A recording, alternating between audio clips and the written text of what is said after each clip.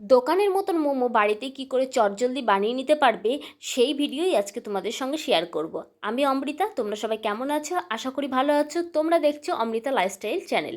আজকে বানাচ্ছি মোমোর রেসিপি। চলো তোমাদেরকে শেয়ার করা যাক কিভাবে কি প্রসেসে মোমোটা চটজলদি বাড়িতে বানানো যায় আর খুবই টেস্টি হতে পারে। এটা বানানোর জন্য সবার প্রথমে নিয়েছি তেলের পরে পেঁয়াজ কুচি। পেঁয়াজ আর কাঁচা লঙ্কা একদম ঝিরিঝিরি করে কেটে এটাকে তেলের মধ্যে একটু ভেজে নেবে। পেঁয়াজটা চেষ্টা করবে একদম ছোট ছোট করে কাটার, যতটা পারবে ছোট করার কাটার। তো আমি যে পরিমাণ পেরেছি সেভাবে কেটে এইটাকে ভালো করে তেলের মধ্যে একটু নেড়ে চেড়ে নিয়ে তারপরে কিন্তু গাজরটাকে একই প্রসেসে ছোট ছোট করে কেটে এইভাবে তেলের পরে একটু নেড়ে নেব। প্রত্যেকটা জিনিসই একটু তেলের পরে একটু ভালো করে ভেজে নেবে।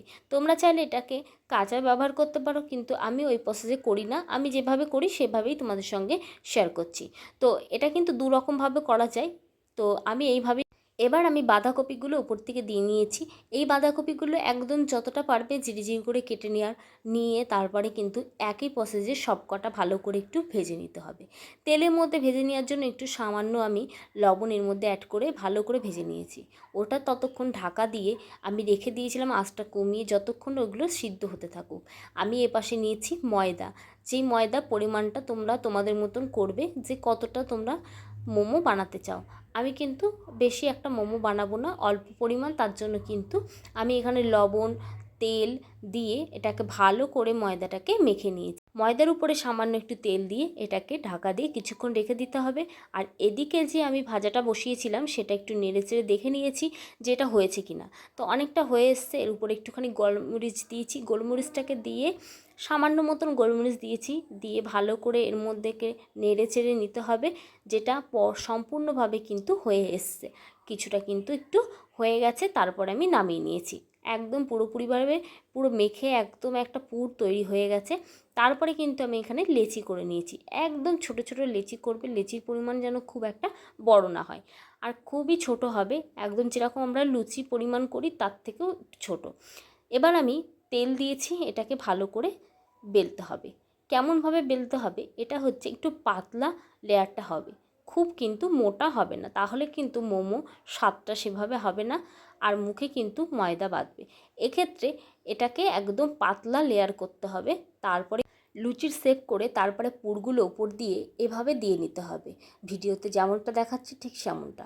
তোমরা চাইলে জল হাত নিয়ে এই মুখগুলোকে এভাবে আটকে দিতে পারো। আমি এমনিই আটকে দিয়েছিলাম। তারপরে একটা যে কোনো শেপ তোমরা গোল শেপ করতে পারো। আমি এই শেপটাই সবথেকে দারুণ হয় আর এটা দেখতেও সুন্দর লাগে, তা আমি এই শেপটা করে নিয়েছি। তো এই শেপগুলো করাও কিন্তু খুব সহজ। প্রথমেই আমি যেহেতু এভাবে লিচিটা করে নিয়ে এবার লুচির শেপ করার পর পুরটা দিয়ে আমি মুখটাকে মেরে নিয়েছিলাম।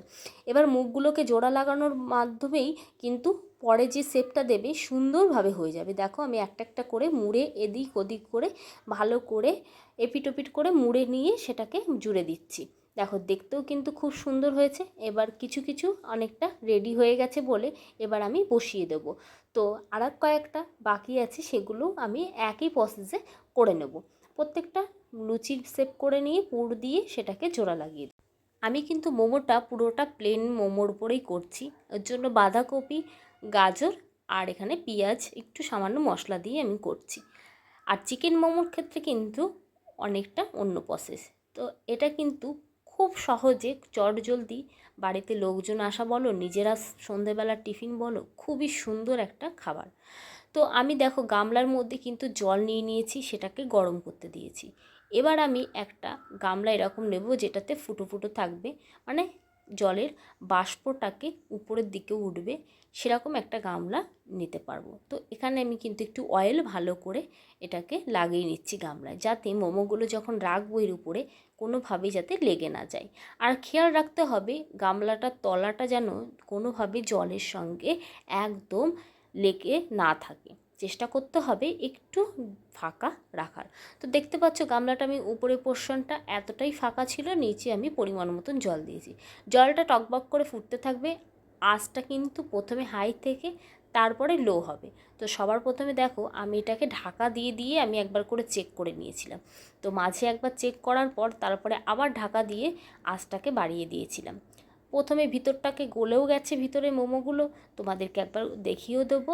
আর সুন্দরভাবে মোমোটা হয়ে গেছে।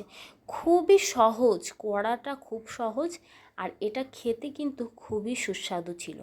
তো দেখো, এভাবেই কিন্তু একই প্রসেসে অয়েলটা লাগিয়ে নিয়ে উপর থেকে মোমোগুলোকে এবার একটু বেশি করে দিয়ে দেবো। প্রথমবার যেহেতু আমি একটা বা তিনটে দিয়েছিলাম, তারপরে কিন্তু একটু পরিমাণটা বেশি করে দিয়ে ঢাকা দিয়ে বেশ কিছুক্ষণ রাখার পরে কিন্তু পুরোপুরি আমার মোমো রেডি। তোমরা যাতে বুঝতে পারো তার জন্য একটা মোমো আমি এখান থেকে ভেঙে দেখাচ্ছি, ভিতরটা কেমনভাবে পুরটা সম্পূর্ণভাবে হয়েছে।